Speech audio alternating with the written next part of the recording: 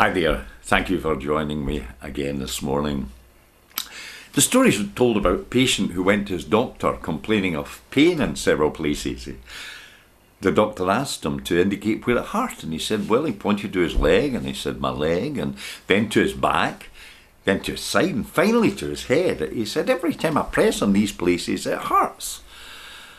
After a careful examination, the doctor diagnosed his problem. He said, you've got a broken finger.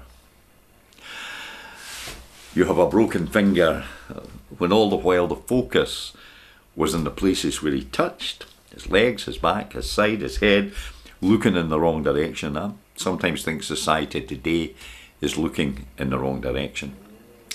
Christians are in a minority in this country. Politicians who often claim a religious affiliation have failed us. As a society, I believe we care less. We're more selfish. Values that were once taken for granted are now ridiculed. In the past, a vast majority of people would claim to have a conscience. I don't think that's the case any longer.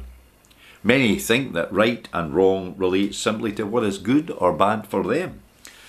And against that trend, surely the church stands and should stand. In July the 20th in the year 1969, Apollo 11 landed on the moon, and of course the first astronaut to walk on the moon was Neil Armstrong. I don't know if you remember the name of the second. In fact, it was Buzz Aldrin. And he walked away a little and took out a small home communion kit and became the first person to celebrate communion on the surface of the moon. It's nice to know, isn't it, that when the Lord's Supper is celebrated, it has in fact been celebrated by the man on the moon. But at the original Last Supper, Jesus got up, wrapped a towel around his waist, poured water into a basin and began to wash his disciples' feet. Can you understand that? Even those who do not see him as someone of great importance, they do realise he was an important figure in history. And yet here he is, washing feet. I believe that great people are usually humble people.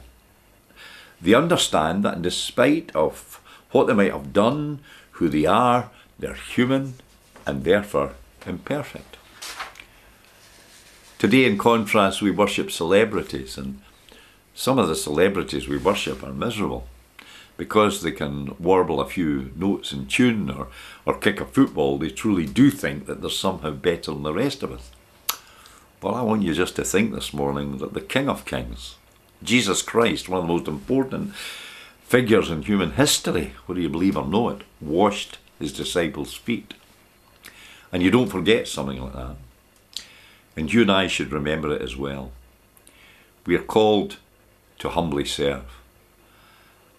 But I believe so in doing that we are also blessed. Again, thank you for listening to me today, and God bless you.